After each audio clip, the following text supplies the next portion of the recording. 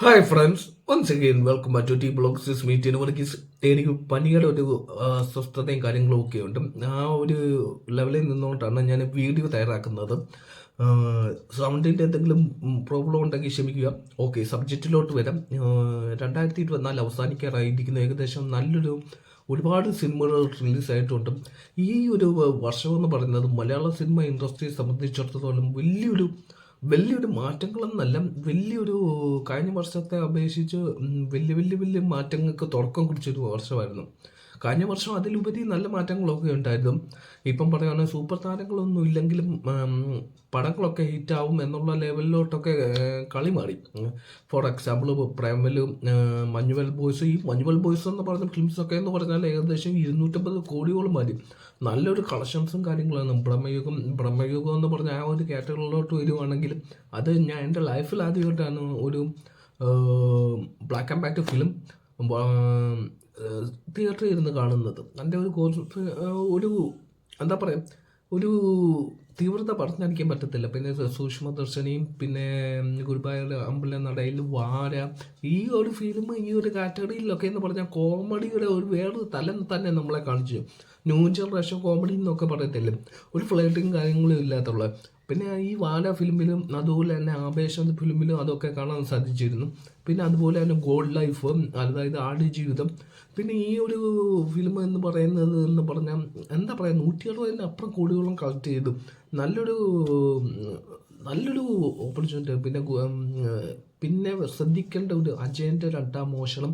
പിന്നെ അതോടൊപ്പം തന്നെ ബറോസ് എന്ന് പറയുന്ന 2 ചലച്ചിത്രങ്ങളാണ് 3Dയിൽ ഇറങ്ങിയത്. ഇതിൽ അജയൻ്റെ രണ്ടാം മോഷണം എന്ന് പറയുന്ന ചലച്ചിത്രം നല്ല നല്ല സ്റ്റോറിയും നല്ലൊരു പാട്ടുകളുമായിട്ടും ഒക്കെ ഇറങ്ങി വന്ന നല്ല രീതിയിൽ സക്സസ് ആയി. പിന്നെ ഏറ്റവും അവസാനം ഇറങ്ങിയ ബറോസ് എന്ന് പറഞ്ഞാൽ അത് മോഹൻലാലിൻ്റെ ടു ബി ഫ്രാങ്ക് ഡയറക്ടേഷൻ അത്ര ബെറ്റർ അല്ല, പക്ഷേ എന്നിരുന്നാലും 3D എഫക്റ്റൊക്കെ നല്ല രീതിയിൽ കൺവേർട്ടായിട്ട് വന്നിട്ടുണ്ട്. പിന്നെ ഞാൻ കുറച്ച് മുന്നേ ഒരു ഫിലിമിൻ്റെ കാര്യം പറയാൻ വിട്ടുപോയി. ഗോളം എന്ന് പറഞ്ഞ സിനിമ വളരെ ഇന്നത്തെ അറിയപ്പെടുന്ന കാസ്റ്റ് എന്ന് പറഞ്ഞ് വളരെ ചെറുതാണ്. എല്ലാം വളരെ കുറഞ്ഞ കാസ്റ്റ്, 3 4 4 നിലയിൽ നിൽക്കുന്നത്. പക്ഷേ എന്നെ എക്സിക്യൂട്ടീവ് അതിനകത്ത് ചെയ്തു വെച്ചിരിക്കുന്നത് പക്ക ത്രില്ലിംഗ് ആയിട്ടുള്ളൊരു പടം. അത് പക്ഷേ തിയേറ്ററിൽ പോയി എനിക്ക് കാണാൻ പറ്റിയില്ല. പിന്നെ മോർ ദാൻ ദാറ്റ് ഒരുപാട് ഫിലിംസ് ഉണ്ട് തിയേറ്ററിൽ നിന്നും വാഷ് ഔട്ടായിട്ട് OTT വമ്പൻ ഹിറ്റായി. ഫോർ എക്സാമ്പിൾ ഭരതനാട്യം, അങ്ങനെയുള്ള ഒരുപാട് ഫിലിമുണ്ട്. ഇപ്പം ലേറ്റസ്റ്റ് ഇറങ്ങിയിരിക്കുന്ന ഫിലിമുകൾ ആണ് മാർക്കോ എല്ലാവരും കണ്ടുകൊണ്ടിരിക്കുകയാണ്. ഇപ്പോഴും കാണുന്നുണ്ട്. ഞാൻ ഈ വീഡിയോ സബ്മിറ്റ് ചെയ്യുന്ന സമയത്തും കാണുന്നുണ്ട്.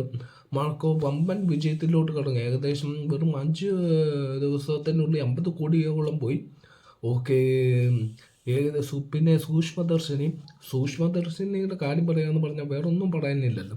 MC ജിത്തിൻ്റെ ഒരു മാജിക്ക് തന്നെയായിരുന്നു അത് സൂക്ഷ്മദർശിനി. പിന്നെ അതോടൊപ്പം പറയാമെന്ന് പറഞ്ഞാൽ വേറൊരു കാര്യം എടുത്ത് പറയണം.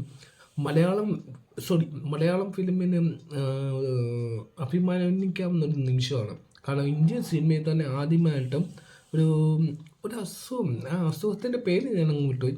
ആ അസുഖമുള്ള ഒരു ഡയറക്ടർ ആദ്യമായിട്ട് സംവിധാനം ചെയ്യുന്ന, അങ്ങനെ ഇന്ത്യൻ ഫിലിം ഇൻഡസ്ട്രിയിൽ അങ്ങനെ ആരും അങ്ങനെ ചെയ്തിട്ടില്ല.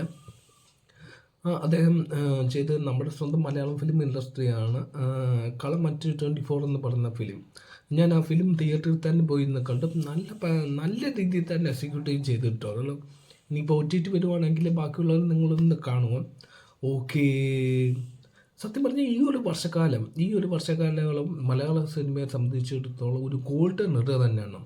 ഓക്കേ, എന്താ പറയുക, നല്ലൊരു എന്താ പറയുക, ഹാപ്പിനെസ് തോന്നും. അപ്പോൾ okay, me Thiruvarghese from T blogs signing out.